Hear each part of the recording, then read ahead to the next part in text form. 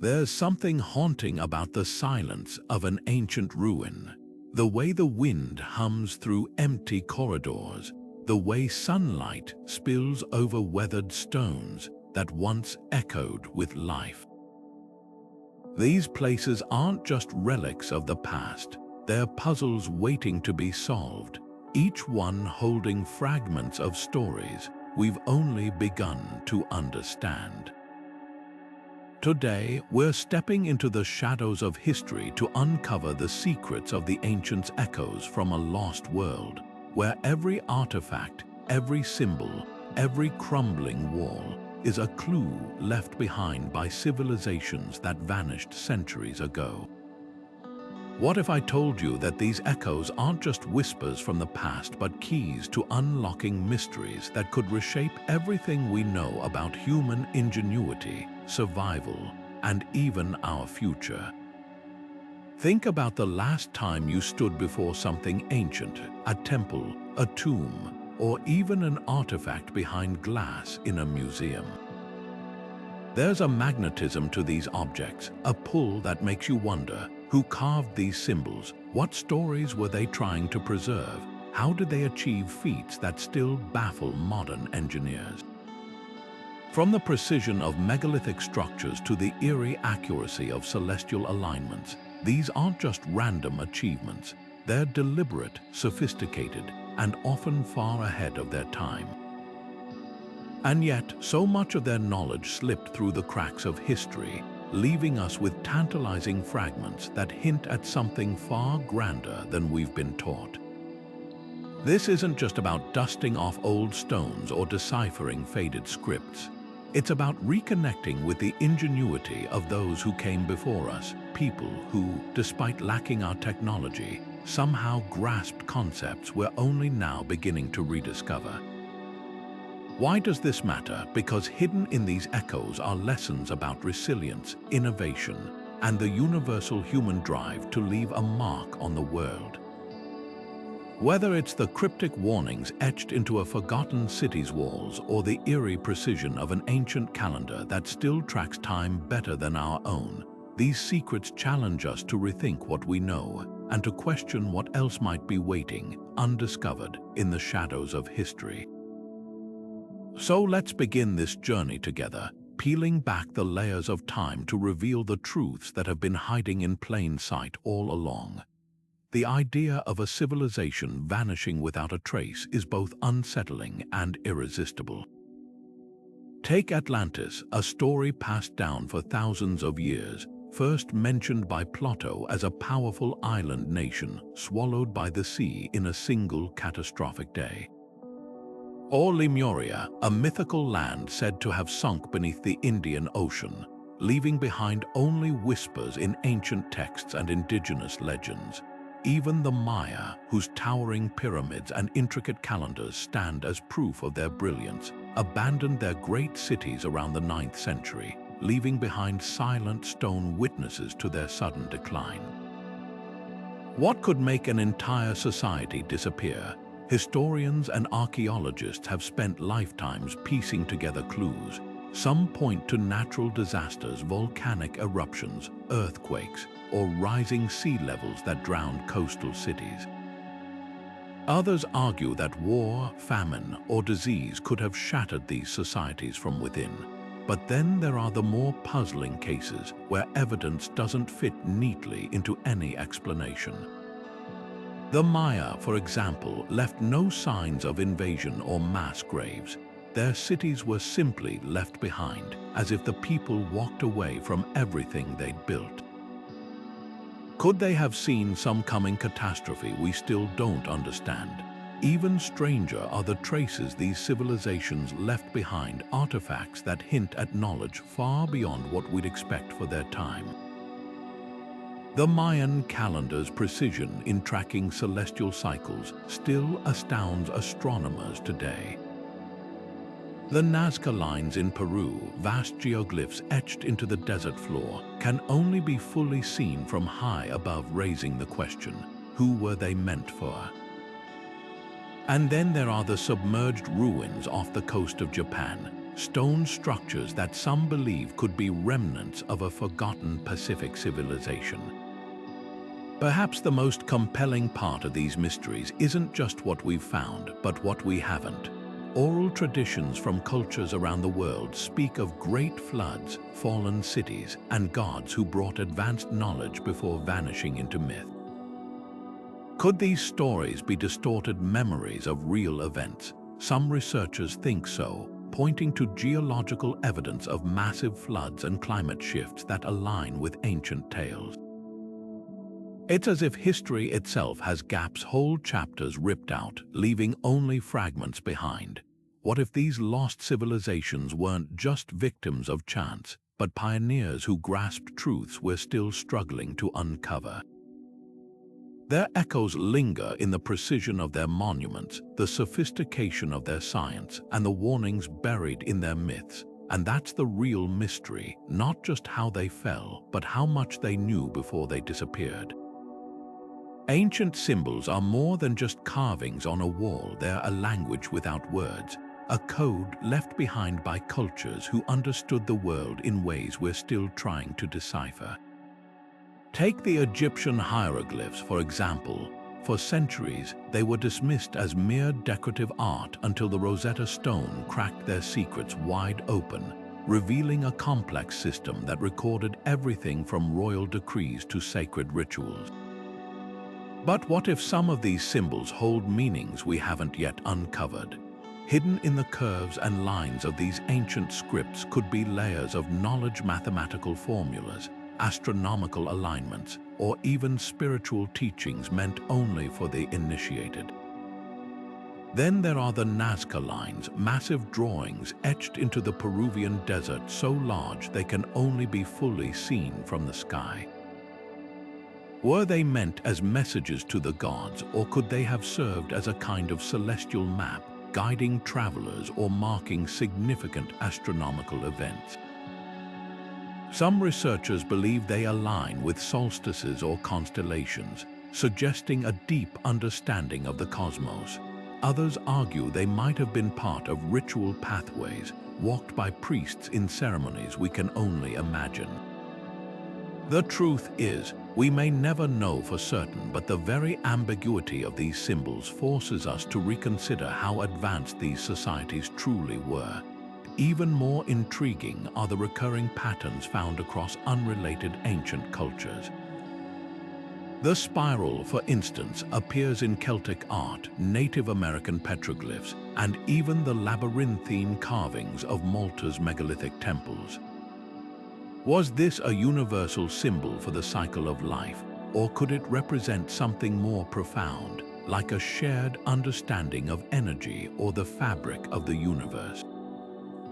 Some researchers speculate that these similarities hint at a lost global connection, a thread of wisdom passed between civilizations separated by oceans and millennia. But not all symbols are so enigmatic. Some seem eerily direct. In the ruins of Mesoamerican cities, carvings depict figures in what look like helmets, holding objects resembling tools or weapons. Ancient astronaut theorists argue these could represent advanced technology or even visitors from elsewhere, while mainstream scholars often interpret them as symbolic representations of gods or mythological scenes. The debate itself is revealing. It shows how much room there is for interpretation, how a single image can fracture into a dozen possible meanings depending on who's looking. Perhaps the most haunting symbols are the ones that feel like warnings. In the Temple of Hathor at Denderah, Egypt, there's a carving that some claim resembles a light bulb, complete with what looks like a filament and a socket.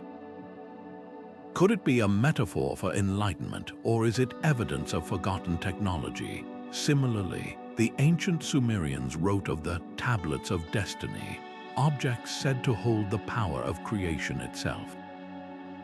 Were these purely mythical, or could they reference some lost scientific principle? What makes these symbols so compelling isn't just the mystery of their origins, it's the possibility that they contain wisdom we've since forgotten. If we could read them fully, would we find solutions to problems that still plague us today? Instructions for harnessing natural energy, perhaps, or insights into the human mind? The deeper we dig, the more it seems our ancestors weren't just leaving behind art, they were leaving clues, hoping someone in the future would be curious enough to piece them together. And that's the real challenge, not just decoding the symbols, but understanding why they mattered enough to be preserved in stone across centuries, waiting for us to notice. One of the most baffling questions in archaeology isn't just what ancient civilizations built, it's how they did it. Take Stonehenge, for example. Those towering sarsen stones, some weighing over 25 tons, were dragged nearly 20 miles before being hoisted into place with near-perfect symmetry. The pyramids of Giza, over 2 million limestone blocks, each weighing several tons, stacked with such precision that you can't even slide a credit card between them. And then there's Göbekli Tepe, a 12,000-year-old temple complex in Turkey, where pillars weighing up to 16 tons were carved and arranged in perfect circles thousands of years before the wheel was even invented. These aren't just impressive feats of engineering, they're borderline impossible by the standards of the tools we think these cultures had. So how did they pull it off? Theories abound, and none of them are simple. Some researchers argue that we've underestimated ancient ingenuity, that methods like lever systems, sledges, and wet sand to reduce friction could explain the movement of these massive stones. Experiments have shown it's technically possible to replicate these feats with nothing but manpower and basic tools, but the sheer scale and precision still defy easy explanation. Then there's the celestial alignment. Stonehenge's stones are positioned to mark solstices and equinoxes. The pyramids align almost perfectly with true north, and Göbekli Tepe's pillars seem to map out constellations as they appeared millennia ago. This isn't just random chance, it suggests a sophisticated understanding of astronomy that rivals modern calculations. Were these monuments giant observatories, tracking time and seasons with uncanny accuracy? But the mystery deepens when you consider the outliers, the structures that don't fit any known pattern. In Baalbek, Lebanon, the so-called Stone of the Pregnant Woman weighs an estimated 1,200 tons. How could anyone in the ancient world have moved a single block that massive? Even today, with cranes and hydraulics, it would be a staggering challenge. Then there's Puma Punku in Bolivia, where stones were cut with such geometric precision that they interlock like puzzle pieces, some with drill holes so perfect they suggest the use of advanced machinery. Mainstream archaeology attributes these to painstaking handiwork, but the margins of error are so slim that it's hard not to wonder, did these cultures possess techniques we've since forgotten? This leads to the more controversial theories. Ancient astronaut enthusiasts point to myths and carvings that seem to depict flying machines or beings descending from the sky, suggesting outside intervention. Others propose the existence of a lost civilization, perhaps even Atlantis, that possessed advanced technology before collapsing into obscurity. But the most compelling idea might be the simplest, that ancient cultures had a far deeper understanding of physics, mathematics, and engineering than we've given them credit for. Maybe they didn't need extraterrestrial help or forgotten super tools. Maybe they just saw the world differently, unlocking secrets of harmony, leverage, and energy that we're only now rediscovering. What's undeniable is that these structures weren't just built for show. The effort required the coordination of thousands of workers. The decades or even centuries of labor speaks to a purpose far beyond mere ritual. Were they power centers harnessing Earth energies we no longer understand, cosmic blueprints encoding knowledge of the universe, or perhaps warnings left behind by cultures who knew their time was running out? The stones won't tell us outright, but their silence is itself a clue. Whatever the truth is, it's buried not just in the earth, but in the gaps of our own understanding. And that's what makes these megaliths more than monuments, they're challenges, daring us to rethink what's possible. Imagine a world where 2,000 years ago, someone built a device so precise it could predict solar eclipses and track the movements of planets with astonishing accuracy. That's exactly what the Antikythera mechanism was, a bronze hand-cranked computer recovered from a shipwreck off the coast of Greece. Its gears and dials so sophisticated that nothing like it would appear again for over 1,000 years. How could something so advanced exist in the 1st century BCE, only to vanish from history until its chance rediscovery in 1901? This isn't just a fluke. Scattered across the ancient world are traces of technologies so ahead of their time that they defy our assumptions about the past.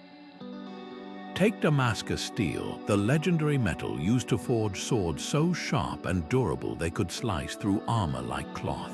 For centuries, the secret of its creation was lost, with modern metallurgists only recently unraveling its unique nanostructure, a blend of carbon and trace elements that gave it unparalleled strength. Or consider the Baghdad Battery, a set of clay jars found in modern-day Iraq, each containing an iron rod encased in a copper cylinder. When filled with an acidic liquid like vinegar, they could generate a small electric charge. Were these ancient batteries used for electroplating jewelry or something more mysterious? The fact that we're still debating their purpose speaks volumes about how much we've forgotten. Then there's the mystery of Roman concrete. Unlike modern concrete, which crumbles after a few decades, structures like the Pantheon have stood for nearly 2,000 years, even resisting earthquakes.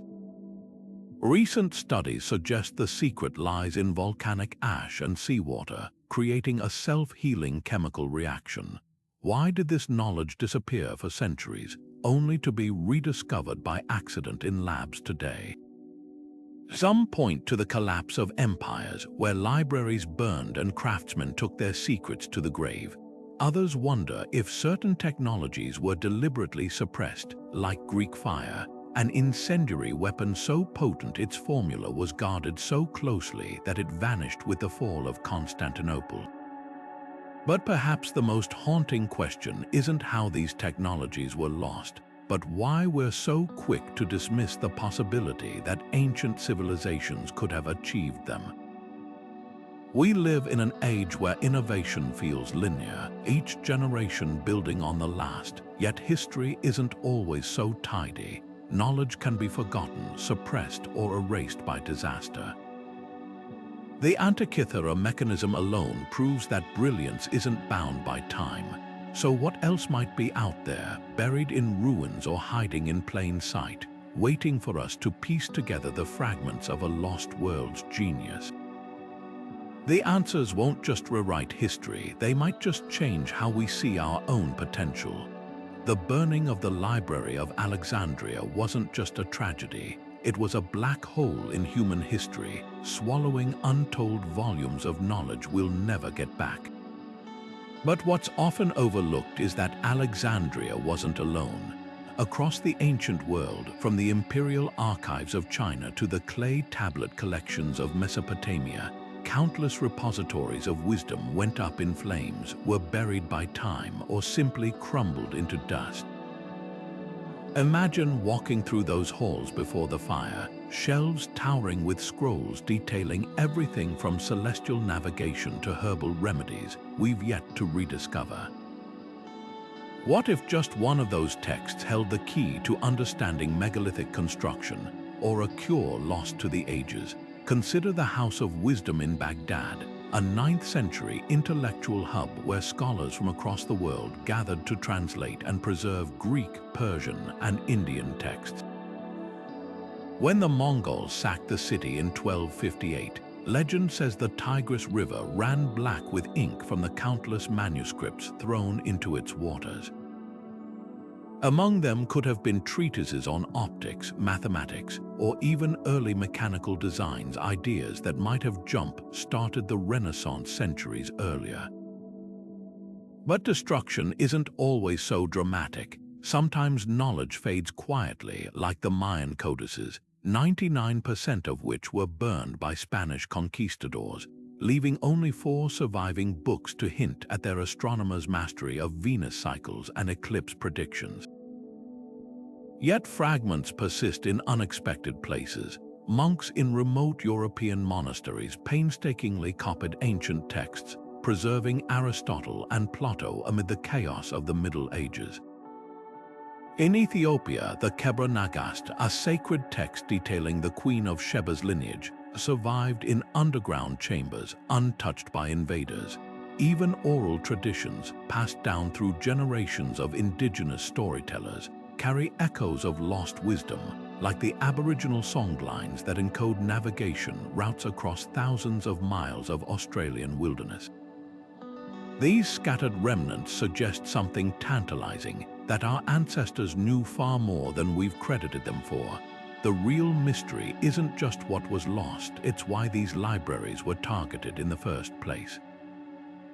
Was it sheer conquest, or did some powers fear the ideas they contained?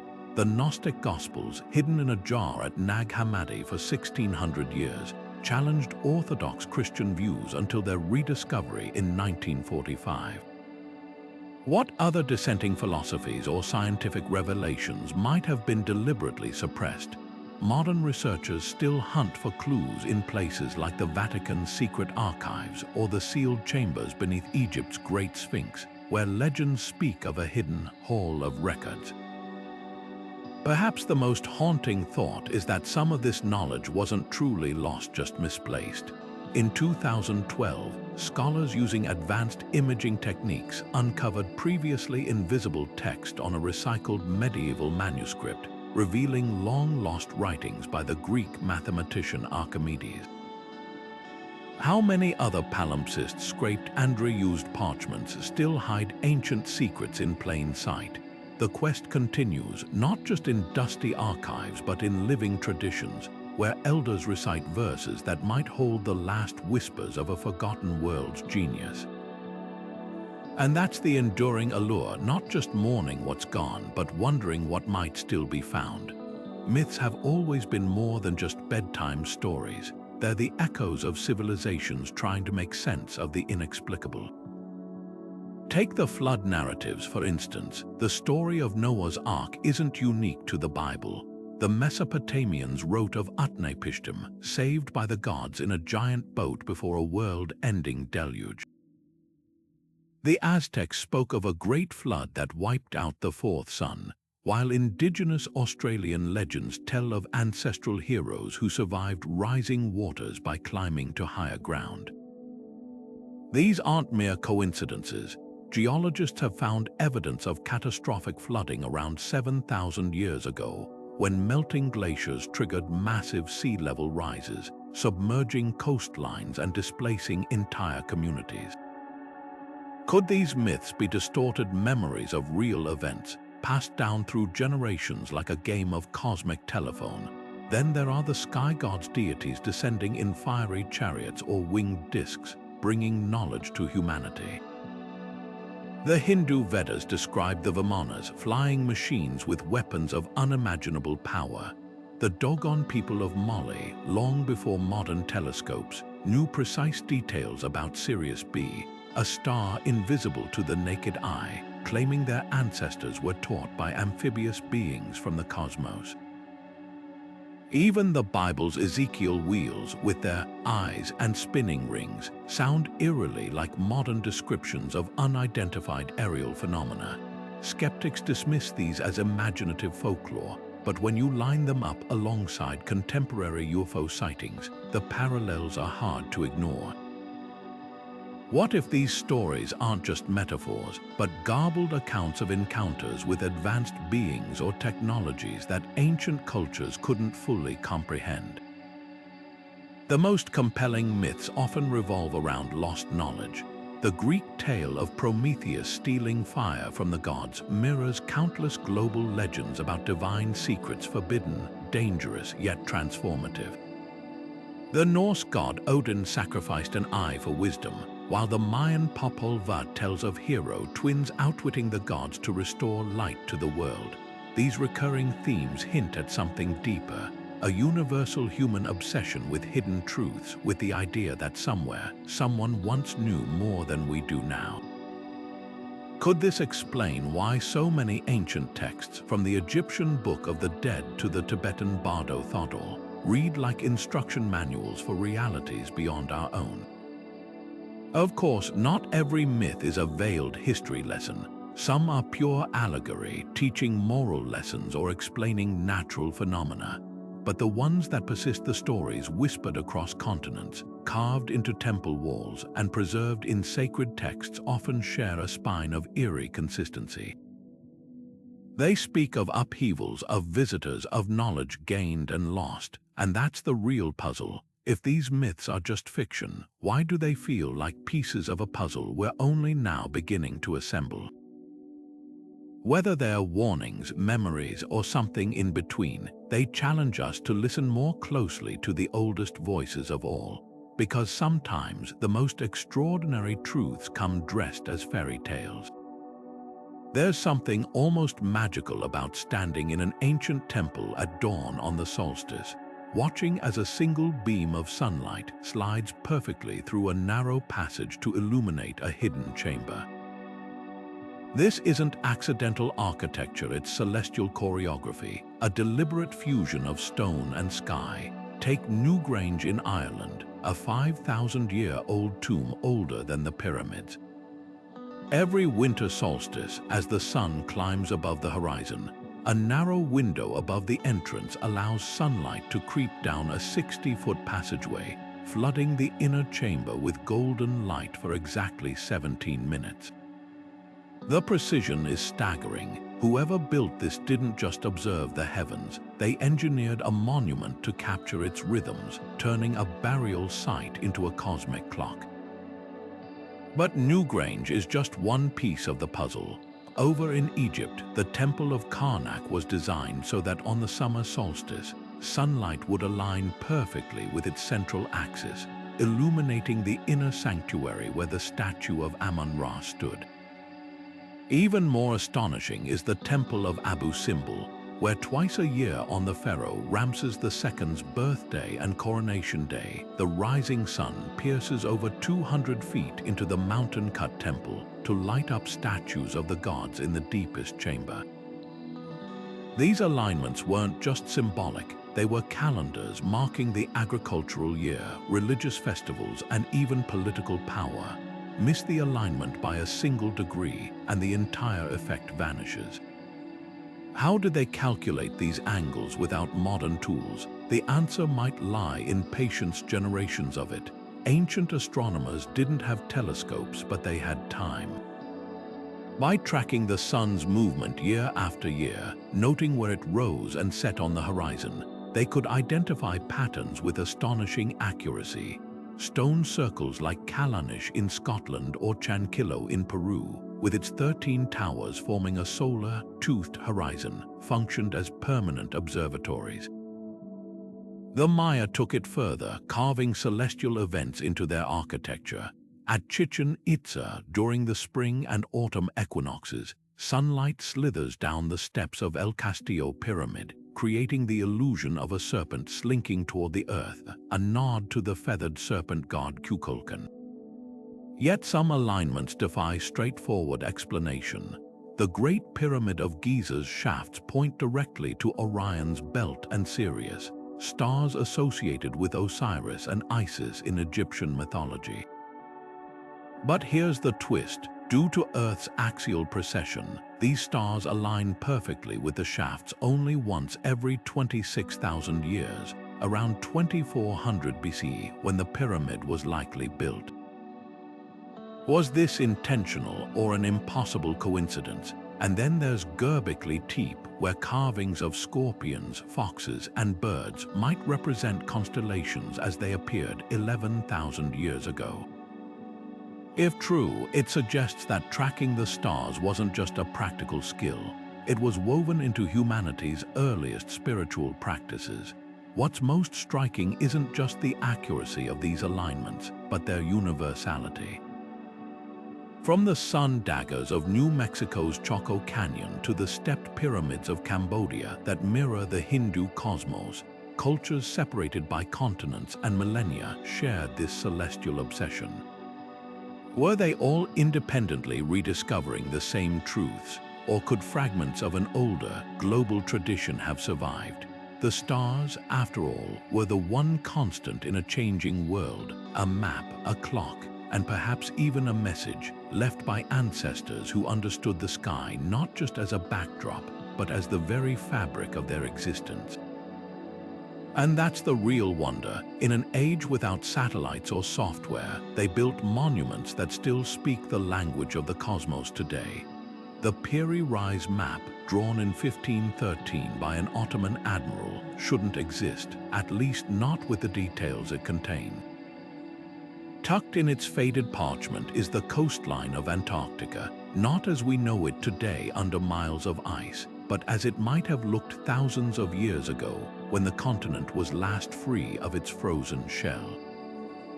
Even stranger, the map accurately depicts the Queen Maud Land region with river valleys and mountain ranges that match modern seismic surveys beneath the ice. Here's the problem: Antarctica wasn't officially discovered until 1820, and its terrain has been hidden under ice for at least 6,000 years. So how did a 16th century cartographer, working with scraps of older maps he claimed came from Alexander the Great's time, manage to chart a continent no human of his era could have known about? This isn't the only map that defies logic. The Orontius Phineus map of 1531 shows Antarctica with eerie precision, including fjords and coastal inlets now buried under glaciers. The Zeno map, published in 1558, plots Greenland without its ice cap, complete with accurate longitudes, something European explorers couldn't reliably calculate until the 18th century. Then there's the Haji Ahmed map of 1559, which portrays a land bridge between Siberia and Alaska, so exact it mirrors what geologists now call Beringia, the ancient crossing point for early humans into the Americas. These aren't lucky guesses, they're blueprints of a world that hadn't existed for millennia. Mainstream historians argue these maps are composites, patchworks of sailors' tales, myth, and coincidence.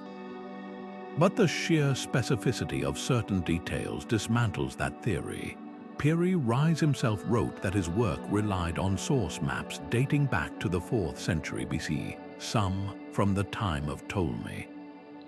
Could fragments of an ancient global surveying effort have survived in scattered libraries, only to be stitched together centuries later?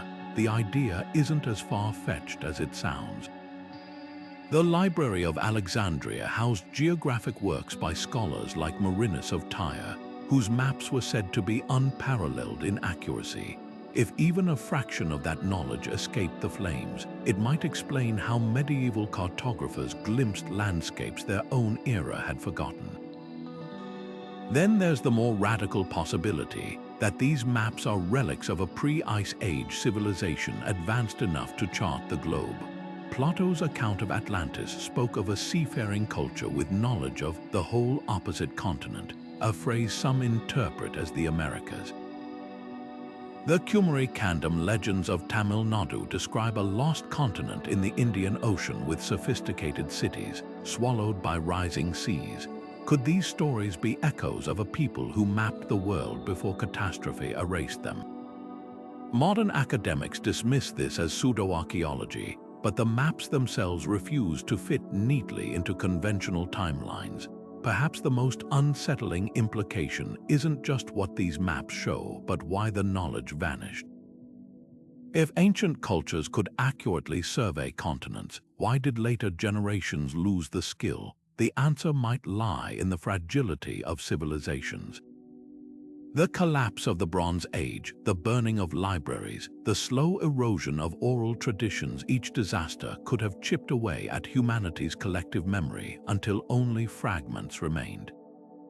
The Piri Reis map and its counterparts aren't just curiosities. They're windows into a forgotten chapter of human ingenuity, challenging us to reconsider not just who mapped the world first, but how much we've yet to rediscover. Secret societies have always thrived in the shadows of history, whispering of lost knowledge that predates the pyramids. The Freemasons, with their aprons and compass symbols, trace their lineage back to the medieval stonemason guilds, but their rituals hint at something far older. The initiation rites, the sacred geometry, the obsession with Solomon's temple, could these be coded references to ancient architectural secrets, preserved by generations of builders who understood more than just mortar and stone? Even their symbols tell a story: the all-seeing eye, the pillars of Bose and Jachin, the checkerboard floor representing duality. These aren't just decorative, they're fragments of a puzzle, echoing Egyptian mystery schools and possibly even older traditions. Then there are the Rosicrucians, who emerged in 17th century Europe with manifestos promising universal reformation through hidden wisdom. Their texts are steeped in alchemical imagery: the rose and cross, the philosopher's stone, the pursuit of transmuting base metals into gold. But read between the lines and it's clear their gold wasn't just literal. Alchemy was a metaphor for spiritual enlightenment, a process of refining the soul. Some scholars believe their teachings borrowed from Hermeticism, a tradition attributed to the mythical sage Hermes Trismegistus, who supposedly fused Egyptian and Greek esoteric knowledge. If true, the Rosicrucians might have been stitching together threads of wisdom that stretched back to Alexandria's burning libraries. But not all secret societies are so ancient. The Bavarian Illuminati, founded in 1776, blended Enlightenment ideals with occult symbolism, aiming to infiltrate governments and steer history itself. Their short-lived influence has spawned centuries of conspiracy theories, yet their real legacy might be their obsession with control, not just of people, but of knowledge. Why hide certain truths unless they held real power?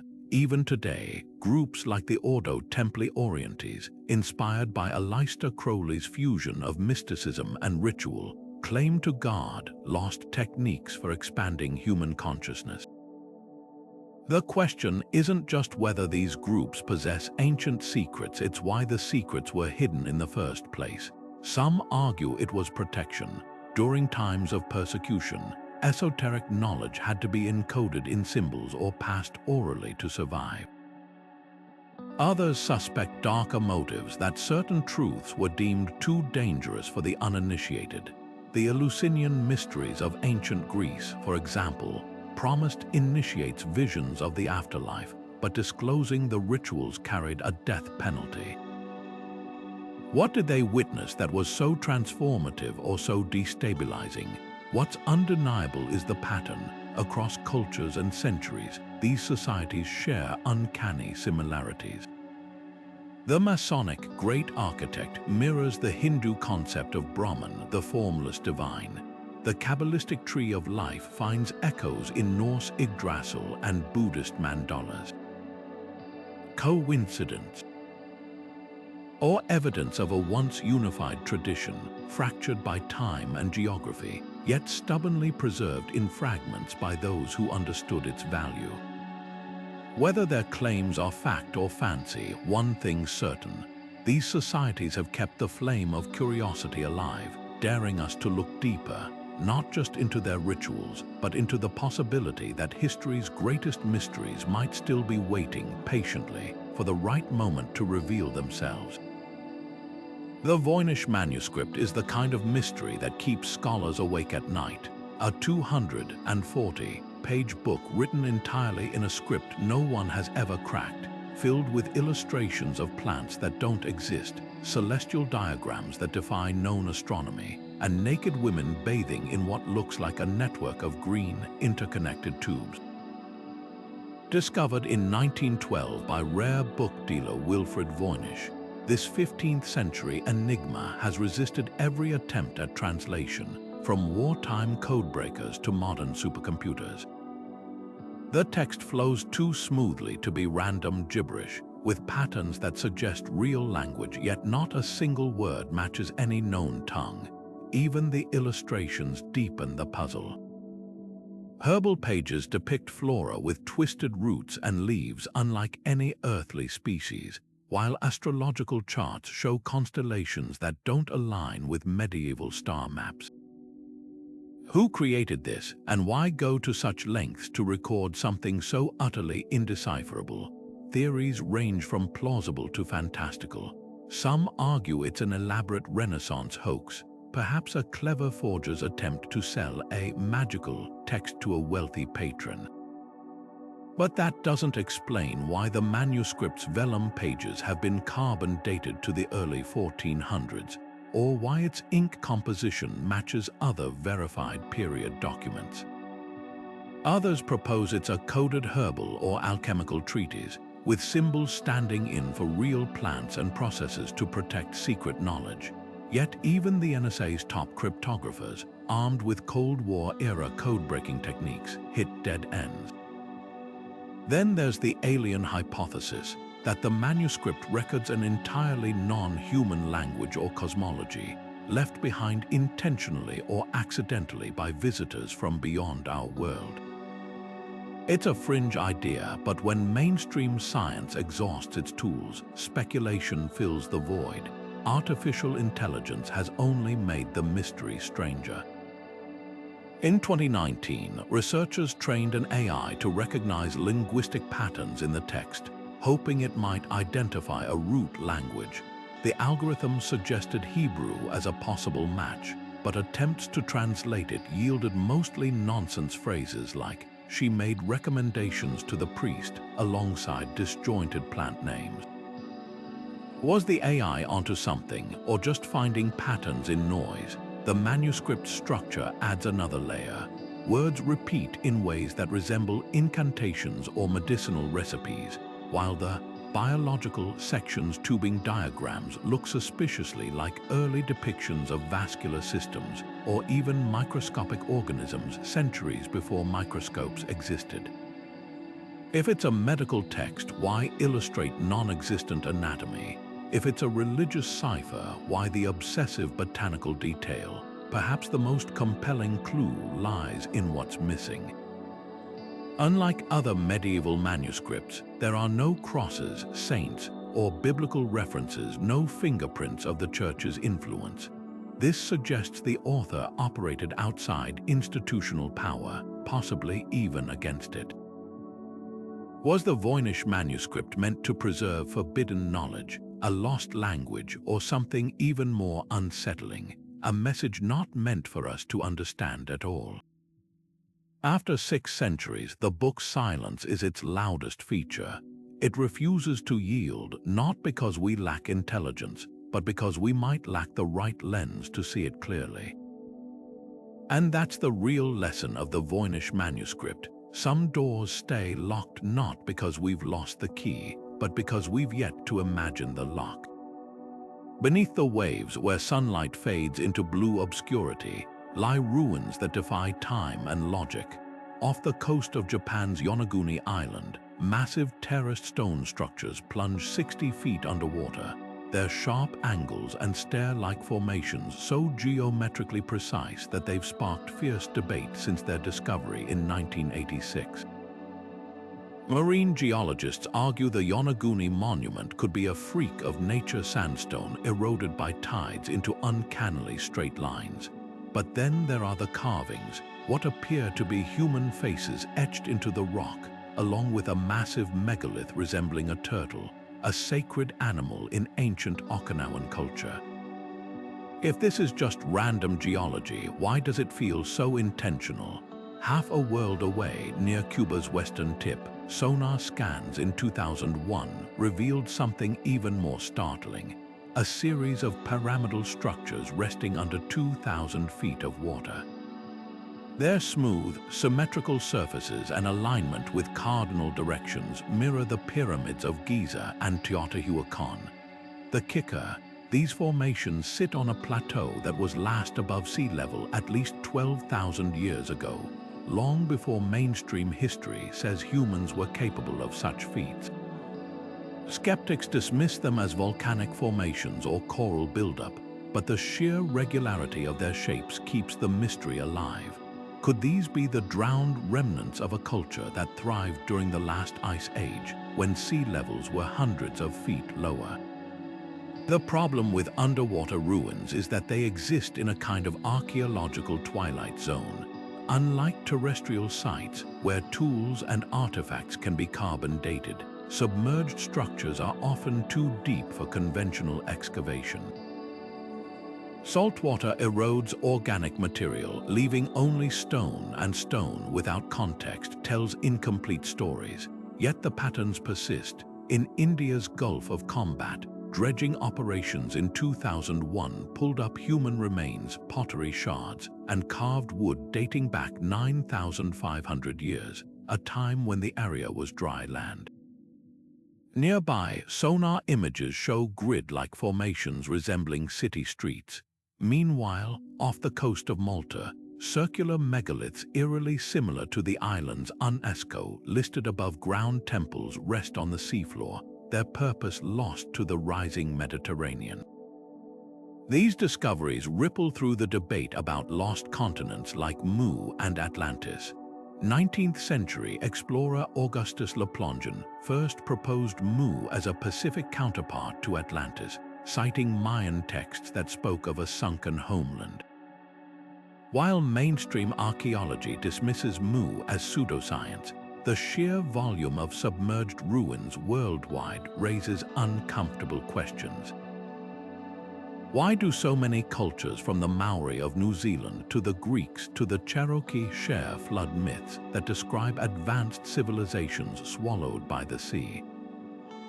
Could these stories be distorted memories of real events? The most compelling argument for human involvement isn't just the shapes of these structures, but their locations.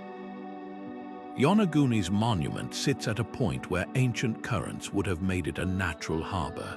Cuba's pyramids align with underwater geological faults that might have held freshwater springs, critical for any settlement. These aren't random placements, they're strategic, chosen by people who understood their environment intimately. Perhaps the truth lies somewhere between nature and human hands. The ocean floor is a sculptor capable of creating breathtaking illusions, but when multiple illusions across the globe share eerie similarities, it's worth asking whether we're seeing the last traces of a forgotten chapter.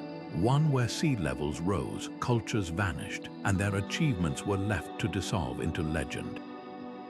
Until we can dive deeper, literally and figuratively, these underwater enigmas will remain half-told stories, whispering of a time when the world's coastlines looked very different, and humanity's reach might have been far greater than we've dared to imagine. The Baghdad Battery sits quietly in museum displays, looking deceptively simple. A clay jar no taller than your hand, sealed with asphalt and housing a copper cylinder wrapped around an iron rod. Found in the ruins of a Parthian village near modern-day Baghdad and dating back 2,000 years, this unassuming artifact has sparked one of archaeology's most electrifying debates. Fill it with an acidic liquid like vinegar or grape juice, and something remarkable happens. It generates a small but measurable electric charge, around 1 volt. That's not enough to power a light bulb, but it's enough to make you wonder, was this ancient technology more than just a curious accident? Experiments replicating the Baghdad Battery suggest it could have been used for electroplating, coating objects with a thin layer of metal using electricity. The ancient Mesopotamians were master goldsmiths, and some of their artifacts show traces of what looks like electroplated silver or gold. Take the famous lyre of Ur, decorated with gold leaf so thin, and even it's hard to explain with hammering alone. Could these craftsmen have stumbled upon a way to use electricity centuries before Volta invented the modern battery? The idea isn't as far-fetched as it sounds. The Egyptians were known to use electric catfish to treat pain, and the Greeks wrote about the numbing effect of electric rays. If ancient cultures understood the physiological effects of electricity, why not its practical applications? But here's where the mystery deepens. No wires, no electrodes, no clear evidence of how these batteries might have been connected in a circuit. Some researchers argue they could have been linked in series to boost voltage, while others propose they were used for religious rituals, perhaps creating a tingling sensation in statues to simulate divine presence. There's even a fringe theory that they powered early medical devices, like the electric eel treatments described in Roman texts. Yet without written records explicitly describing their use, we're left piecing together clues from scattered artifacts and half-remembered traditions. The real puzzle isn't just whether these jars were batteries, it's why the knowledge of how to use them vanished. The Parthians weren't some isolated culture. They were a bridge between East and West, trading with Rome and China. If electricity was part of their toolkit, why didn't the technology spread? One possibility is that it was a closely guarded secret, lost when the Parthian Empire collapsed. Another is that it was simply overshadowed by more practical innovations, like glassblowing or metallurgy.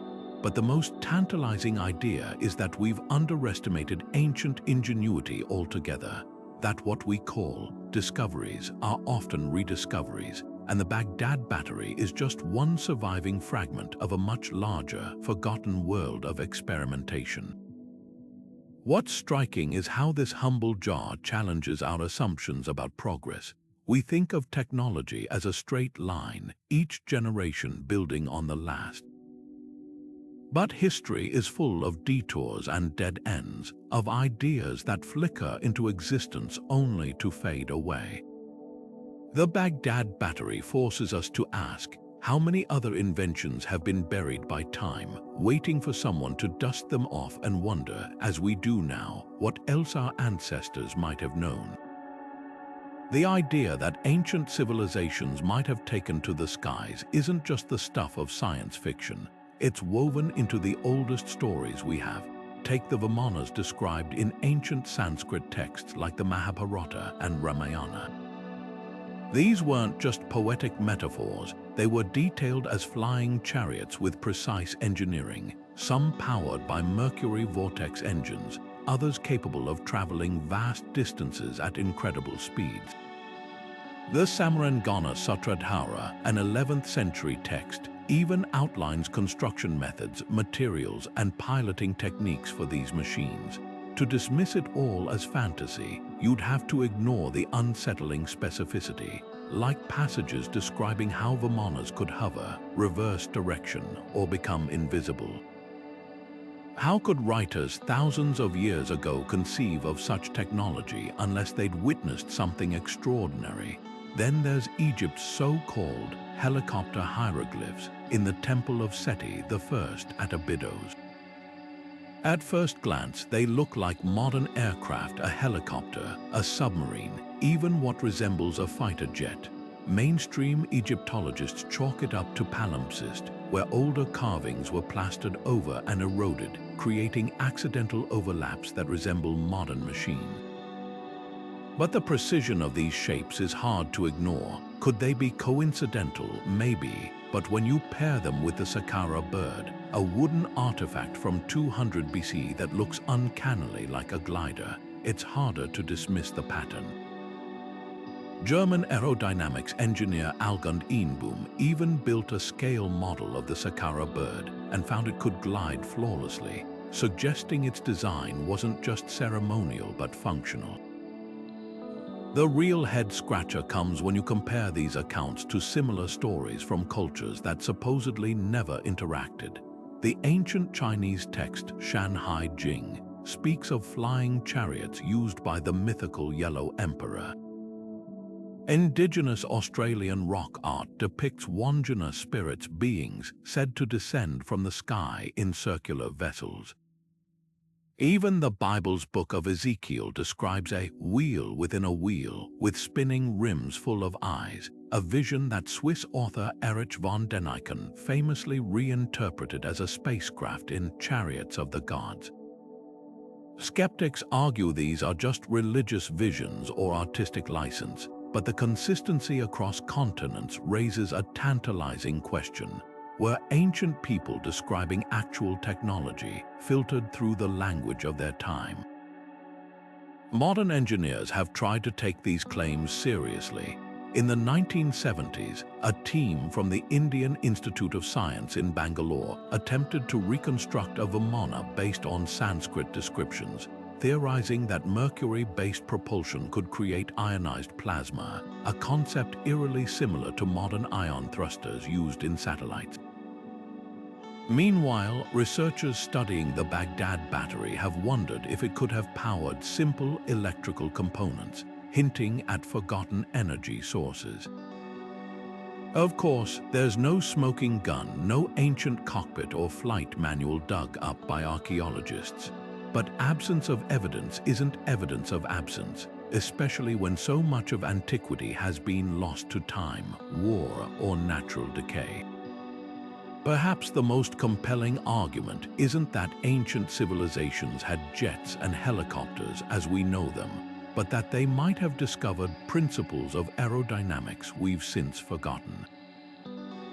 Kites were used in China as far back as 500 BC for signaling and even lifting humans. The Nazca Lines, visible only from the air, suggest some form of aerial observation. Could hot air balloons or early gliders have existed? It's not impossible. After all, the Antikythera mechanism proves they were capable of astonishing mechanical complexity. The real mystery isn't just whether ancient flight was possible, it's why we're so resistant to the idea. We accept that the Romans had concrete that self-heals, that the Maya tracked Venus's cycles with pinpoint accuracy. Yet the notion of premodern aviation feels like a bridge too far. Maybe it's because flight symbolizes ultimate progress, and admitting that earlier cultures might have touched that pinnacle undermines our modern narrative of linear advancement. Or maybe the truth lies somewhere in between, not full-blown aircraft, but experiments, prototypes, and half-remembered glimpses of what could have been. Either way, these stories linger like contrails across history, urging us to look up and wonder what else might have once soared through skies we thought were empty. Beneath the great Sphinx's weathered paws and enigmatic gaze, the sands of Giza whisper of secrets still buried. Ground-penetrating radar scans have painted a tantalizing picture, anomalies beneath the monument's limestone bulk suggesting hollow spaces, tunnels, and perhaps even chambers untouched for millennia. The most compelling readings cluster near the Sphinx's rear flank, where a rectangular void roughly the size of a small room was detected in 2017, its purpose as mysterious as the monument itself. Could these hidden spaces hold the keys to the Sphinx's true origins, or even revelations about civilizations lost to time? Theories about what lies below are as varied as they are provocative. Edgar Cayce, the famed sleeping prophet, claimed in the 1930s that a hall of records existed beneath the Sphinx, a vault preserving the wisdom of Atlantis, guarded until humanity was ready to receive it. While mainstream archaeologists dismiss this as mysticism, the idea isn't entirely without precedent. The ancient Egyptians themselves buried sacred texts beneath temple foundations, like the foundation deposits at Denderah containing copper tools and inscribed plaques. Could the Sphinx's chambers serve a similar purpose, safeguarding scrolls or artifacts meant only for initiates? Then there's the geological evidence. Seismic surveys conducted in the 1990s by researchers from Florida State University revealed not just voids, but what appeared to be a tunnel running from the Sphinx toward the nearby Pyramid of Khafre. This aligns with accounts from early 20th century explorers like Émile Barrès, who claimed to have found passages beneath the monument before they were mysteriously sealed. Even Herodotus, the Greek historian, wrote of underground chambers near Giza, though his descriptions were vague. The challenge is separating fact from folklore, especially when Egypt's Supreme Council of Antiquities strictly controls excavation permits, citing preservation concerns. Modern technology offers glimpses where shovels cannot go.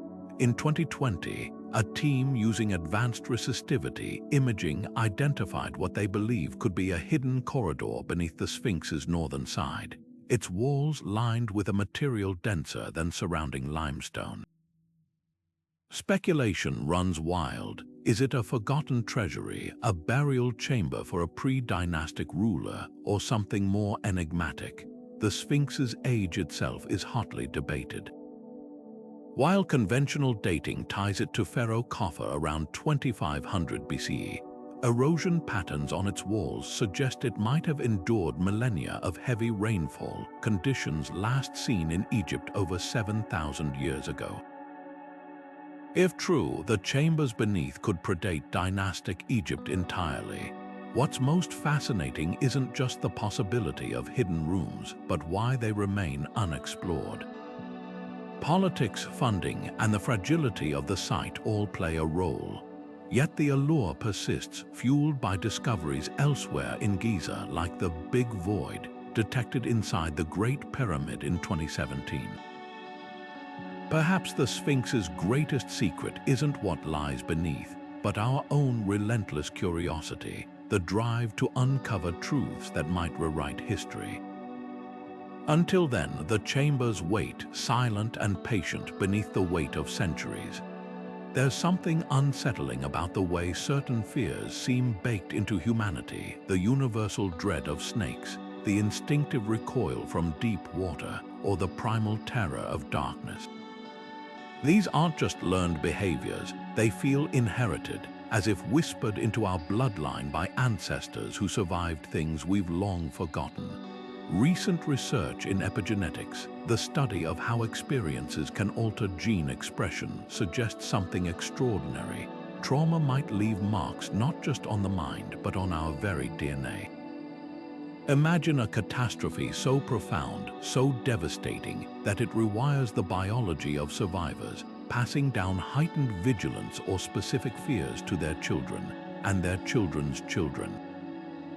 Could this explain why flood myths echo across continents, or why so many cultures share eerily similar stories of fire from the sky? Take the case of Holocaust survivors' descendants. Studies show they carry distinct epigenetic markers linked to stress response, as if the terror of concentration camps left a molecular signature on future generations. Now scale that idea back thousands of years. When the Younger Dryas comet impact plunged the planet into a mini ice age around 12,800 years ago, wiping out megafauna and decimating human populations, did the survivors pass down an unconscious fear of celestial events? Could this be why cultures from the Aztecs to the Norse wove apocalypse myths around falling stars and frozen skies? Even our modern fascination with disaster movies might tap into this buried memory, a collective shiver from a time when the sky literally fell. Folklore offers tantalizing clues. The Aboriginal Dreamtime speaks of a time of chaos when the earth shook and the seas rose. The Hopi tell of fiery shields descending from the heavens, while Plato's account of Atlantis describes a civilization swallowed by waves in a single day and night. These aren't just creative storytelling, they're trauma narratives etched into oral traditions like scars. Epigenetics suggests these stories might have a biological basis, that survivors of ancient cataclysms didn't just pass down tales, but a heightened sensitivity to triggers linked to those events. The way certain sounds, smells, or even weather patterns can evoke inexplicable dread in people who have never personally experienced trauma might be more than coincidence. It could be genetic memory whispering, beware, but the implications go deeper than fear. Some researchers speculate that epigenetic changes might also explain bursts of cultural innovation.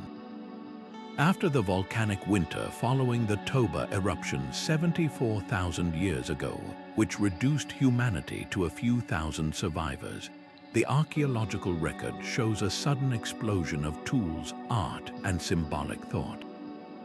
Could near extinction have triggered not just survival instincts, but a genetic pressure to adapt creatively? It's a provocative idea that our greatest leaps forward might be rooted in ancient brushes with oblivion, encoded in our cells as much as in our stories.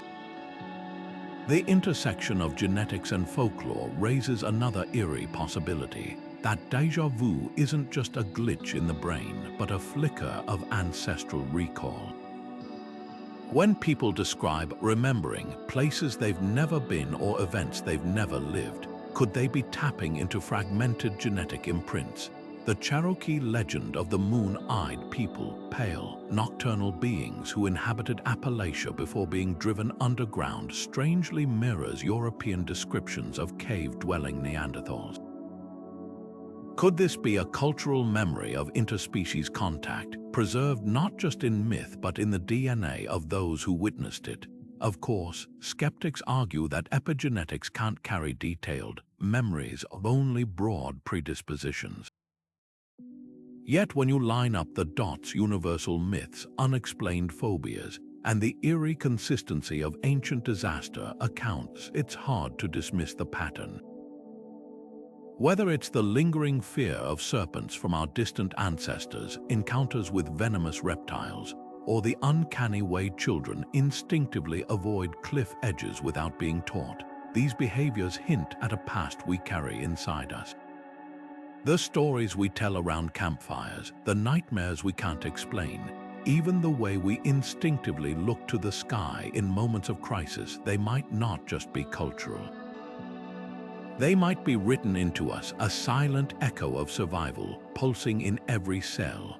The Denderah temple's most controversial carving doesn't depict gods or pharaohs. It shows something that looks unnervingly like a modern light bulb. Etched into the temple's crypt walls, the so-called Dendera Light features a bulb-shaped object with a coiled filament inside, tethered to what appears to be a battery by a serpentine cable. To the untrained eye, it's almost indistinguishable from early 20th century electrical diagrams.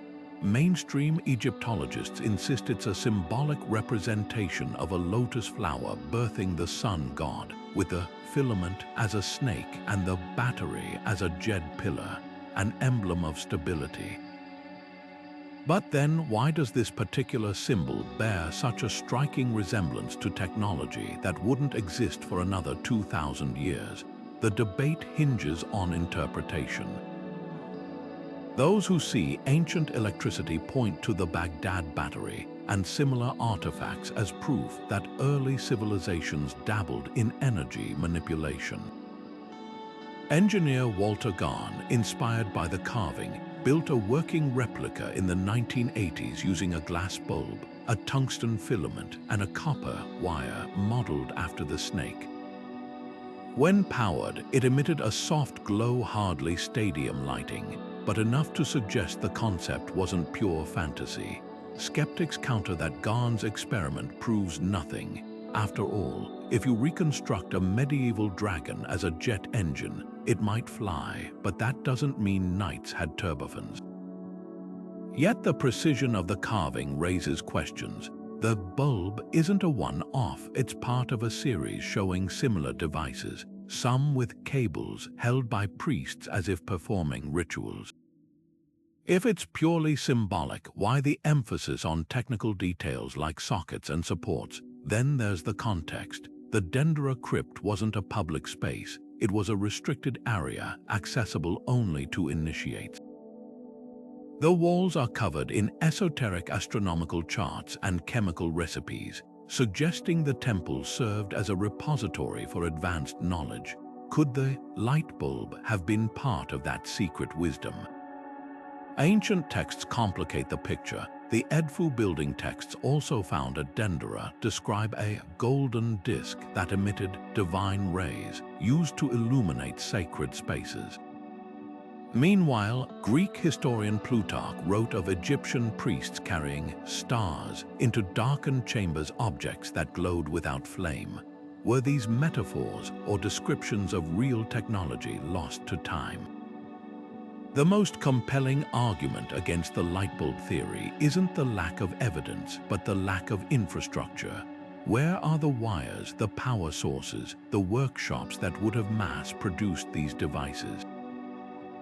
Unlike the Antikythera mechanism, a one-of-a-kind artifact, widespread electrical use would have left traces in homes, tombs, and trash heaps.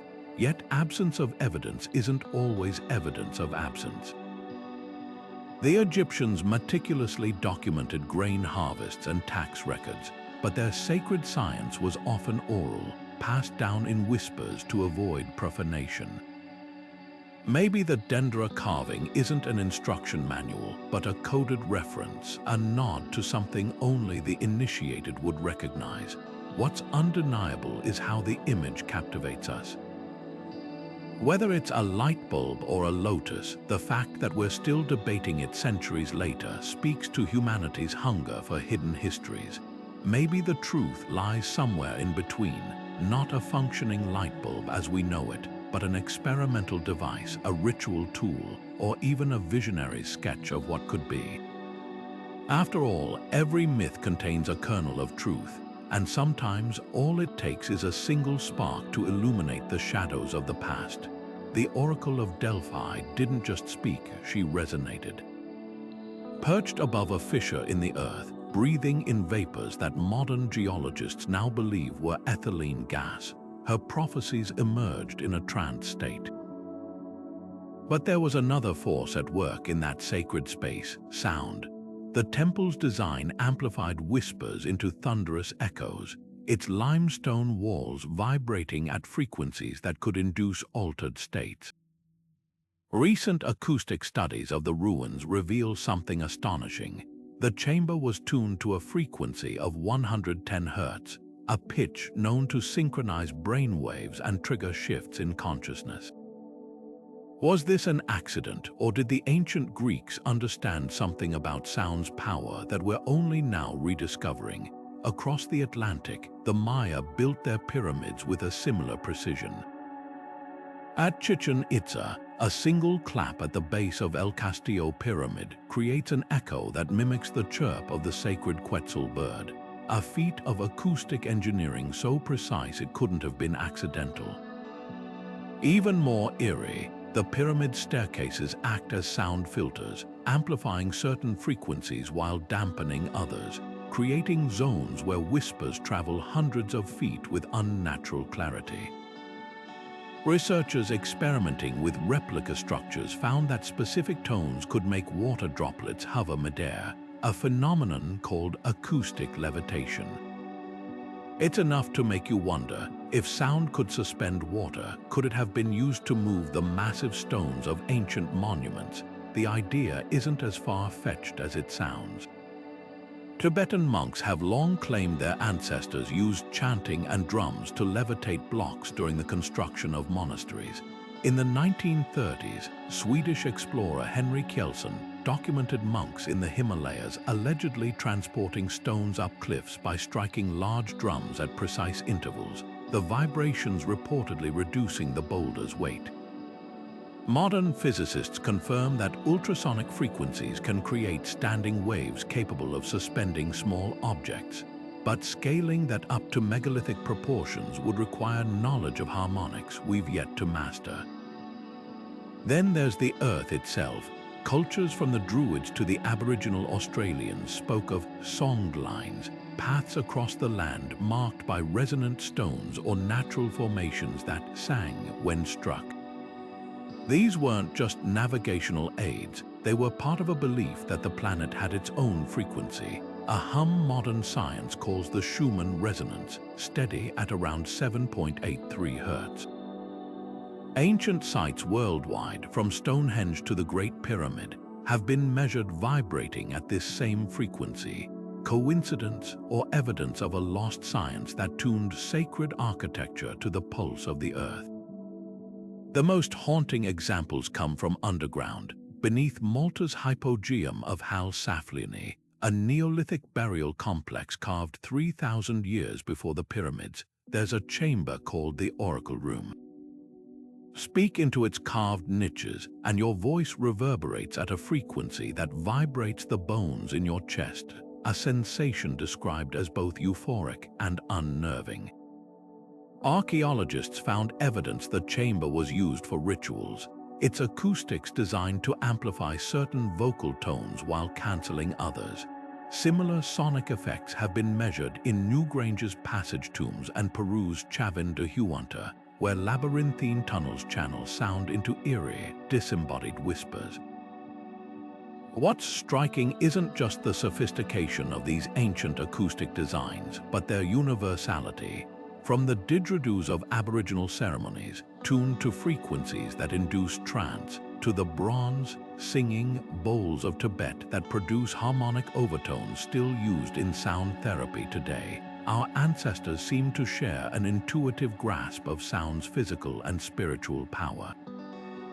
They built not just for the eye, but for the ear, and perhaps for something deeper, a resonance that bypasses logic to speak directly to the cells. We've only begun to scratch the surface of what they knew. Modern researchers are now exploring infrasound frequencies below 20 Hz, inaudible to humans but capable of inducing dread, awe, or even visions. Could this explain the presence so many report in ancient sacred spaces? The stones themselves may hold the answer. When struck, many megaliths emit tones matching the Earth's resonance, as if they were tuned forks planted in the soil. Whether by design or some deeper wisdom lost to time, these sites still hum with a secret one we're only now learning to hear. The Nazca Lines stretch across Peru's arid plains like a giant sketchbook, their massive figures, spirals, monkeys, spiders, even a humanoid with wide, staring eyes, etched into the earth so precisely they defy simple explanation. From the ground, these designs are little more than shallow grooves in the rust-colored soil, barely noticeable, but rise a few hundred feet into the air, and the scale of the artistry becomes breathtaking, with some lines stretching over 600 feet long, their edges sharp enough to rival modern laser-cut precision. The question isn't just how the Nazca people created these geoglyphs between 200 BC and 600 CE, but why they bothered crafting images so vast they could only be fully appreciated from the heavens. One theory suggests the lines were a celestial calendar, their shapes and alignments marking solstices, equinoxes, or the positions of stars critical to agriculture. The spider glyph, for instance, closely mirrors the constellation Orion, while other lines point to the spot on the horizon where the sun rises during the December solstice. But not all the figures fit this pattern. The hummingbird, the monkey, the whale, these seem less like astronomical markers and more like offerings, as if the Nazca were painting a gallery for the gods to admire from above. Archaeologist Johann Reinhard proposed the lines were part of a water cult, rituals to summon rain in one of the driest places on Earth. The hummingbird, a creature linked to fertility in Andean lore, might have been a plea for life-giving storms. Then there's the walking theory. Some researchers believe the lines were ceremonial pathways meant to be traversed during rituals. Footprints found along certain geometric shapes support this idea, suggesting processions where participants followed the lines like pilgrims on a sacred maze. The act of walking itself could have been the prayer, the very motion of human feet charging the earth with meaning. But why make the designs so large? Perhaps scale was part of the magic, a way to ensure the gods couldn't miss the message. Of course, no discussion of the Nazca Lines is complete without the extraterrestrial hypothesis. The sheer size and precision of the glyphs led figures like Erich von Däniken to argue they were landing strips or signals for alien visitors. It's a tantalizing idea, but one that overlooks the Nazca's demonstrated ingenuity. Experiments using simple tools and wooden stakes have shown that small teams could recreate the lines with nothing but patience and careful measurement. The real marvel isn't alien intervention, it's the human capacity to transform a barren landscape into a canvas for the divine. What's often forgotten is how the lines interact with their environment. The Nazca Plateau isn't flat, it's a rolling terrain of low hills and ridges, yet the figures maintain perfect proportions regardless of the slope, as if the artists compensated for optical distortion centuries before the concept existed. This level of sophistication hints at a deeper understanding of geometry, one that might have been passed down through generations of surveyors or priest astronomers. The most haunting possibility is that the lines were never meant to be seen at all, at least not in the way we think. Some Andean cultures believed that deities resided in mountains and sky, perceiving the world differently than humans. What if the glyphs were intended not as images, but as vibrations patterns so large they could be felt rather than seen, a kind of terrestrial music meant to resonate with the gods? Modern studies show that certain Nazca lines emit strange acoustic properties when walked, producing echoes or hums at specific frequencies. It's a stretch, but not impossible. Sound was sacred in many ancient cultures, and the earth itself might have been their instrument. The Nazca left no written records, so their lines remain a riddle wrapped in silence. But perhaps that's the point. These weren't messages meant for us. They were conversations with the cosmos, etched into the skin of the planet by hands that understood something we're still grasping at, that the land isn't just something we walk on. It's something we speak to, and if we listen closely, the desert might still whisper its secrets. The Tarim Basin Mummies shouldn't exist, at least not where they were found. Buried in the scorching sands of China's Taklamakan Desert, these strikingly preserved bodies with their high cheekbones, long noses, and reddish-brown hair look like they belong in a Celtic burial mound, not a remote stretch of Central Asia. Yet carbon dating places them here as early as 2000 BCE, centuries before the Silk Road connected east and west. Their very presence flips the script on ancient migration, revealing a forgotten chapter where European-descended people thrived in the heart of what's now China. When archaeologists first uncovered the mummies in the 1980s, the discovery sent shockwaves through the academic world. Dressed in intricately woven woolens and felted boots, some even wore tall, conical hats reminiscent of Bronze Age European cultures. One of the most famous, the Beauty of Lulan, was found with delicate eyelashes still intact, her features so well preserved by the dry desert air that she could have been sleeping. But it wasn't just their appearance that stunned researchers, it was their DNA. Genetic testing revealed they belonged to an ancient branch of Indo-Europeans, possibly linked to the Afanasevo culture of Siberia, who somehow migrated thousands of miles south into what's now Xinjiang. How did they get there? The prevailing theory suggests a slow, deliberate migration across the Eurasian steppe, following rivers and grazing lands with their herds. These weren't lost travelers. Their burial goods exquisitely carved wooden masks, wheels, and even cheese remnants hint at a sophisticated pastoral society. The Tarim Basin, though harsh, was an oasis of sorts, cradled by the Tian Shan Mountains to the north and the Kunlun Range to the south. Its rivers, fed by glacial melt, would have created pockets of fertile land perfect for raising livestock. But why settle in such isolation? Some scholars speculate they were pushed south by climate shifts or competing tribes, while others believe they might have been traders, part of an early network exchanging goods like jade long before the Silk Road formalized such routes. The real mystery isn't just their journey, but their legacy. Unlike later Indo-European groups who left clear cultural imprints like the Tocharians with their written records, the Tarim mummies' language and customs vanished, absorbed by later waves of migrants.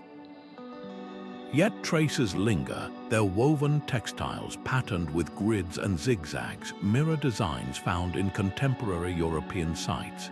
Even their cheese-making techniques, analyzed from residues in clay pots, match those of the Caucasus.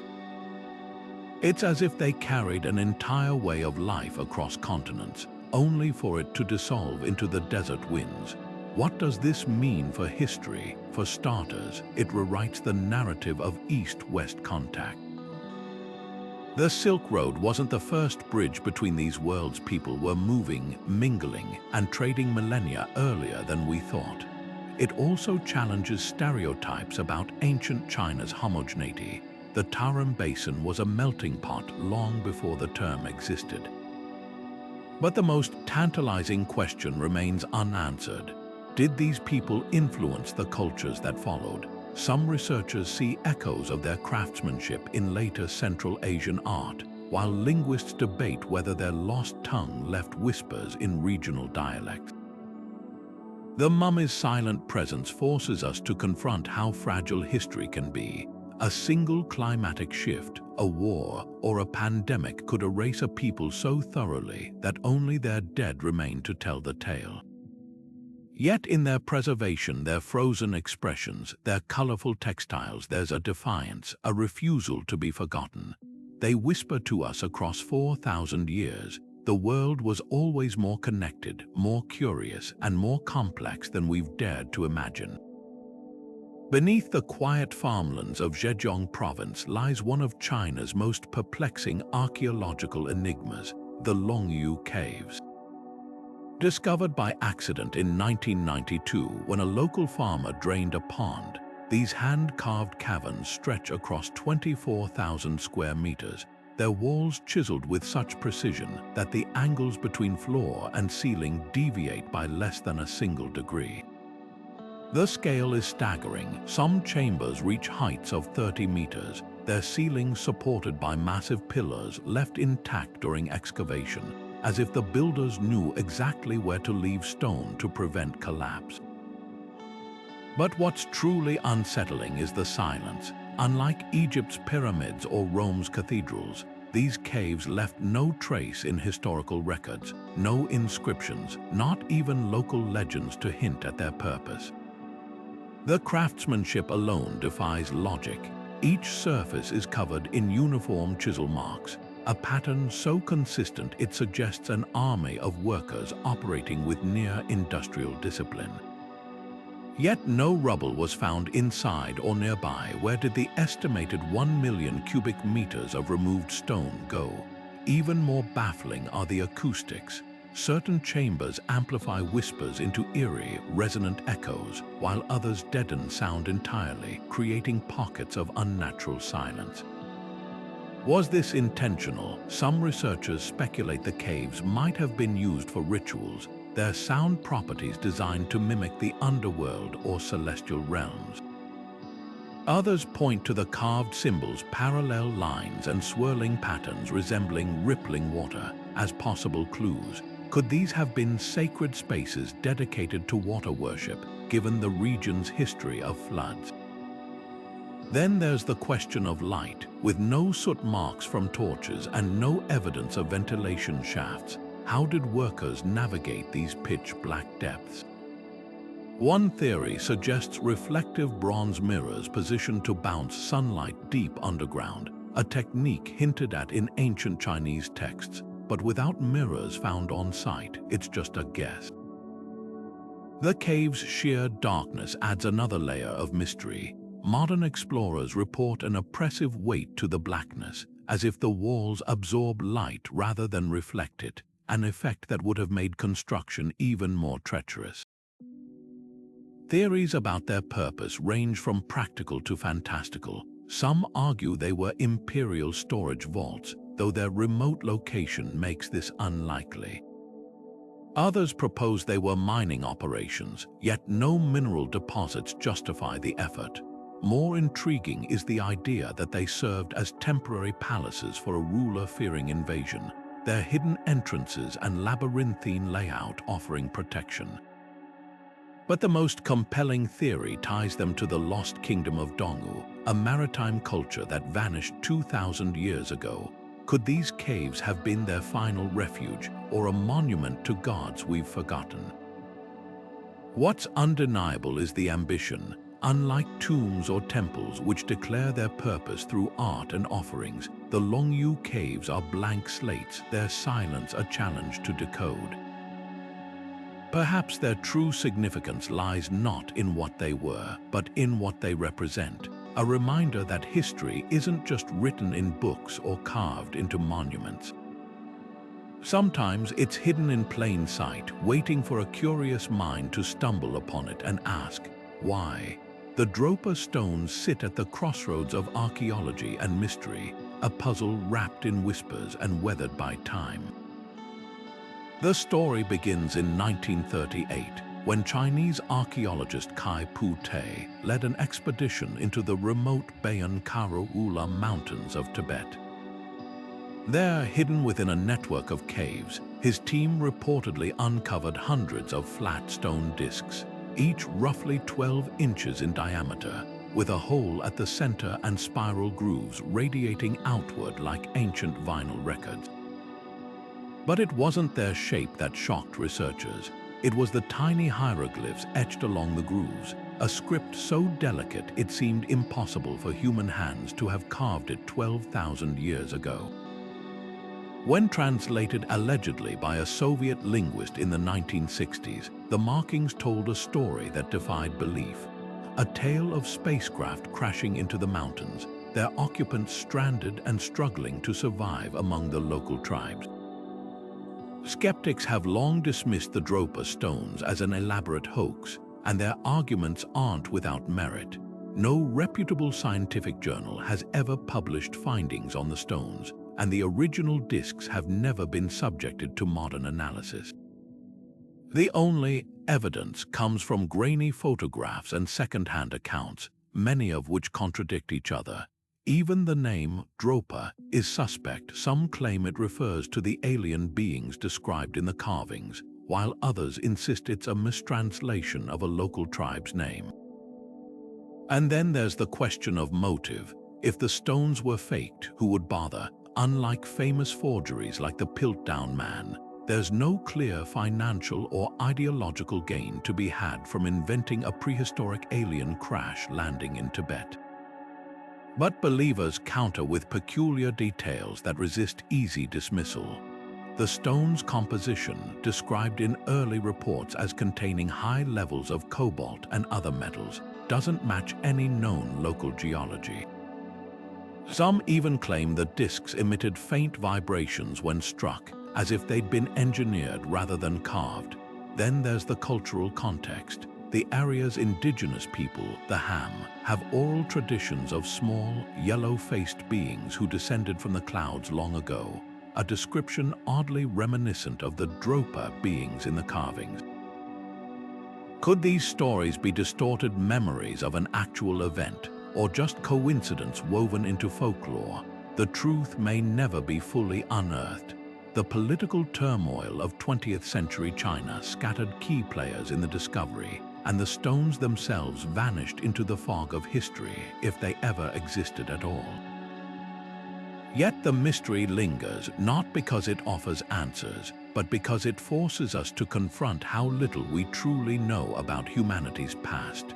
In a world where new archaeological finds constantly rewrite history, the Dropa Stones remain a haunting what-if. They challenge us to wonder, if even a fraction of their story is real, what other secrets might be hiding in the earth, waiting for the right moment to whisper their truth? The Antikythera mechanism doesn't just defy expectations, it shatters them. Found in 1901 amid the wreckage of a Roman-era ship off the coast of the Greek island of Antikythera, this corroded bronze artifact looked like little more than a lump of debris at first glance. But when archaeologists carefully pried apart its layers, they uncovered a labyrinth of interlocking gears, dials, and inscriptions so precise it took decades just to comprehend their purpose. This wasn't some ornamental trinket, it was a mechanical cosmos, a handheld universe engineered 2,000 years ago to predict celestial events with startling accuracy. At its heart, the device functioned like an ancient analog computer, using a complex system of at least 30 bronze gears to model the erratic motions of the sun, moon, and planets. One dial tracked the 4-year cycle of the Olympic Games, while another predicted solar and lunar eclipses down to the hour. The real marvel, though, lies in its differential gear, a component so advanced that nothing comparable would reappear until the Industrial Revolution.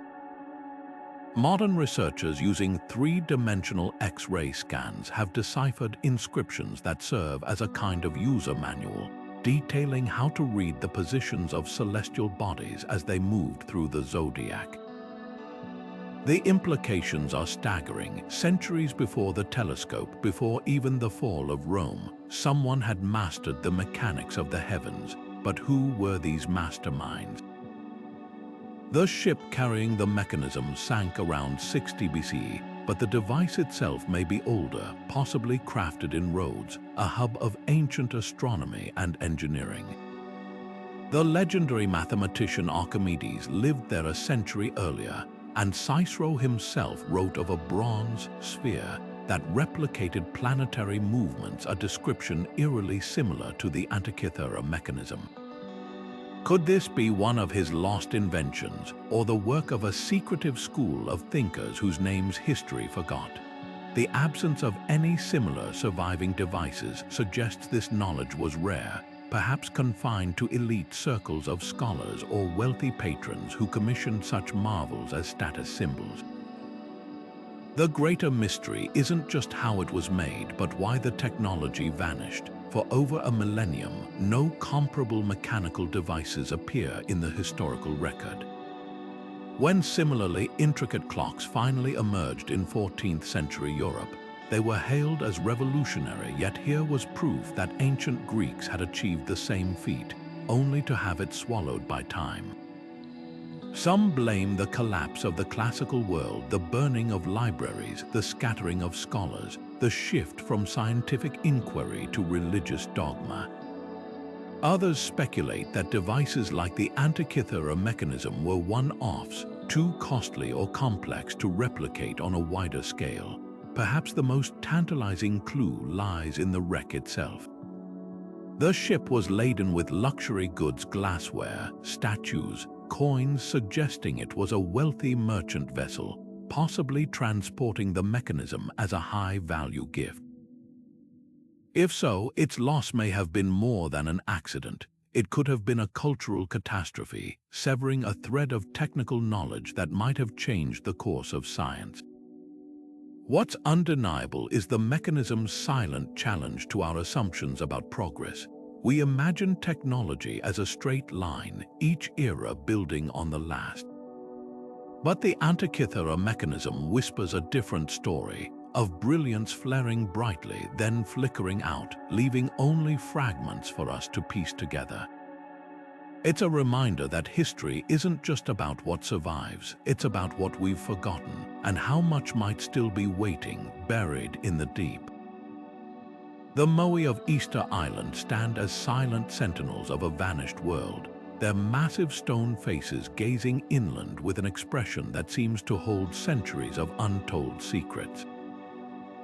Carved from compressed volcanic ash at the Raraku quarry, these statues, some towering over 30 feet tall and weighing as much as 80 tons, were somehow transported miles across rugged terrain by a people with no wheels, no draft animals, and no metal tools. The logistics alone boggle the mind. modern experiments suggest the islanders may have used a combination of wooden sledges, ropes, and a rocking motion to walk the Moai upright, a technique that aligns with local oral traditions of the statues moving with mana, or spiritual energy. But even if we accept this method, the sheer scale of the operation speaks to a society of astonishing coordination and purpose. What's often overlooked is the incredible diversity among the Moai. While we picture them as uniform giants, each statue is uniquely carved, with subtle variations in facial features, posture, and even ear length that may represent specific ancestors or lineages. Some wear red stone topknots called pukao, quarried from a different volcano, while others have intricate petroglyphs carved into their backs, symbols that might encode genealogies or clan histories. These aren't just monuments, they're a stone library of Rapa Nui identity, a testament to a culture that invested generations of labor into honoring their dead. Yet the most haunting question isn't how they were built, but why their construction suddenly stopped. For centuries, the islanders carved and erected Moai until one day, the quarries were abandoned mid-project, with half-finished statues still embedded in the rock. The traditional narrative blames ecological collapse, the island's once lush palm forests decimated to make way for agriculture and to transport statues, triggering soil erosion and famine. But newer research paints a more complex picture. Pollen studies reveal the deforestation was gradual, spanning centuries, while archaeological evidence suggests the islanders adapted, shifting to rock gardening and seafood. The real turning point may have been social. Around the 17th century, Moai toppling began, with clans deliberately destroying rival statues, a sign of civil unrest, possibly fueled by resource competition or the rise of a new religion centered on the birdman cult. The Moai story isn't just one of collapse but of resilience. Even after European contact brought disease and slavery, the Rapa Nui people endured, reclaiming their heritage. Today, efforts to preserve and restore the Moai, like the Hoa Hakananea statue repatriated from the British Museum, are part of a larger movement to revive language, traditions, and a connection to these stone giants. Their gaze, once thought to watch over villages, now seems to ask us a question. What monuments will we leave behind, and what will they say about us when we're gone? The Ark of the Covenant isn't just a relic.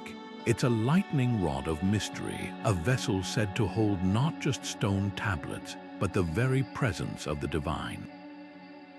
Described in the Book of Exodus as a gold-covered chest topped with two winged cherubim, its origins trace back to Mount Sinai, where Moses allegedly received divine instructions for its construction. But what sets the Ark apart from other ancient artifacts is its reputation as more than a sacred box. It was a weapon, a conduit of celestial power. Biblical accounts describe it leveling mountains, parting rivers, and even striking down those who dared touch it without reverence. The question isn't just where it went, but whether such an object could exist outside the realm of legend. One of the most persistent theories places the Ark in Ethiopia, guarded for centuries by monks in the Church of St. Mary of Zion in Axum. Local tradition claims it arrived there nearly 3,000 years ago, smuggled from Jerusalem by Menelik, the son of King Solomon and the Queen of Sheba. The sanctity surrounding it is so intense that only a single monk, appointed for life, is allowed to see it, and he never leaves the chapel grounds. Skeptics argue there's no physical proof, no photographs or independent verification. Yet the Ethiopian Orthodox Church's unwavering conviction raises an intriguing possibility. What if the Ark's power lies not in its material form, but in the belief it inspires? Then there's Jerusalem, where some researchers believe the Ark rests beneath the Temple Mount, hidden in labyrinthine tunnels sealed for millennia. medieval crusaders wrote of secret chambers beneath Solomon's temple, while modern ground-penetrating radar has revealed anomalies consistent with man-made voids deep underground. Could the Ark have been concealed during the Babylonian invasion or later by the Knights Templar, who allegedly unearthed it during their excavations? The secrecy surrounding the site, controlled by religious authorities and fraught with political tension, makes investigation nearly impossible, leaving the theory suspended between hope and hearsay. But let's entertain a radical idea. What if the Ark was more than a spiritual symbol?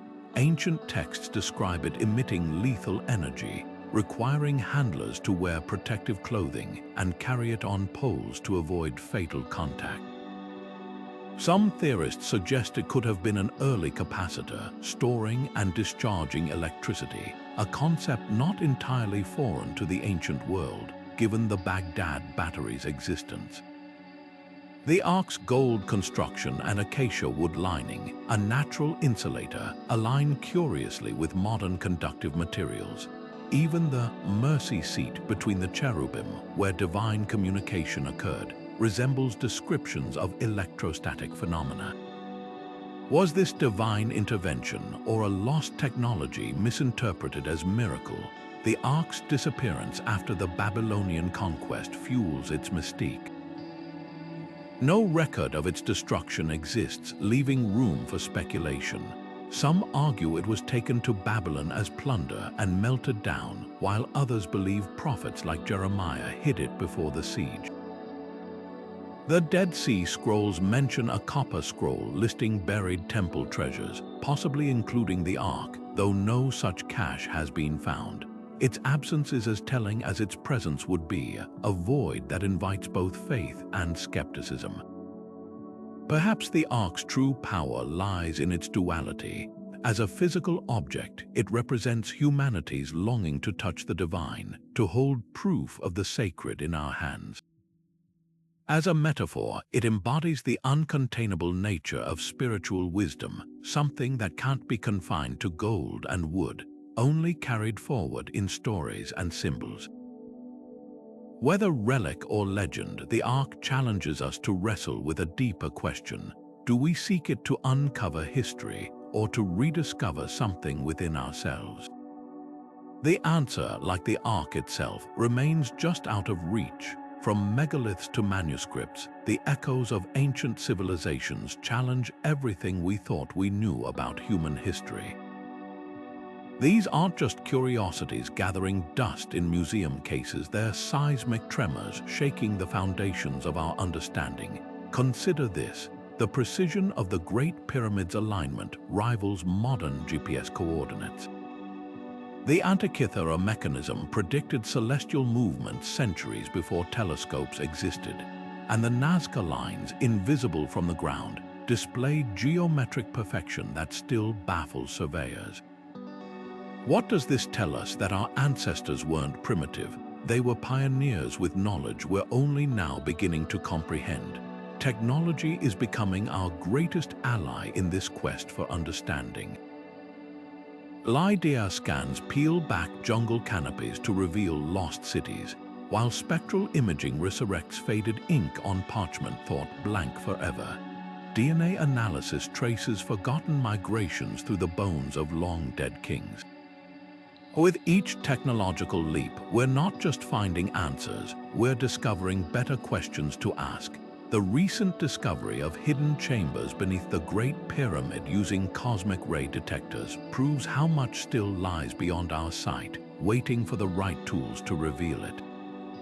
But perhaps the most thrilling realization is how these ancient puzzles connect across time and space.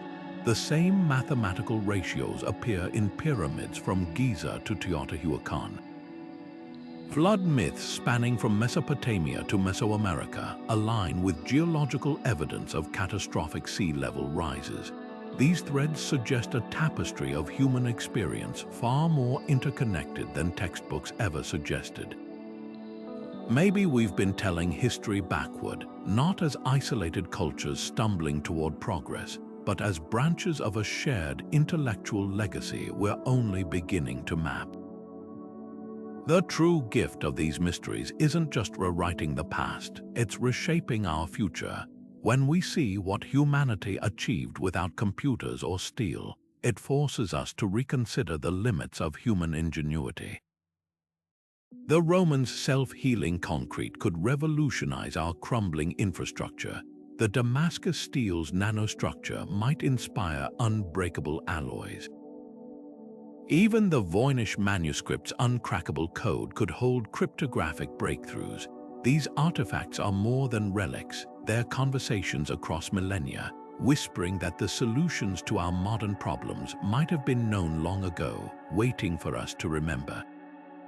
As we stand on the threshold of new discoveries, one truth becomes undeniable. History isn't a static record, it's a living puzzle, constantly evolving with each fragment we recover. The next revelation might come from a satellite scan of the Amazon, a newly translated clay tablet, or an amateur historian spotting a pattern everyone else missed. That's the exhilarating part. We don't know what we'll find tomorrow, only that the past still holds surprises capable of turning our world upside down. So keep questioning, keep exploring, and most importantly, keep wondering what other extraordinary truths might be hiding in plain sight, just waiting for the right moment to reveal themselves.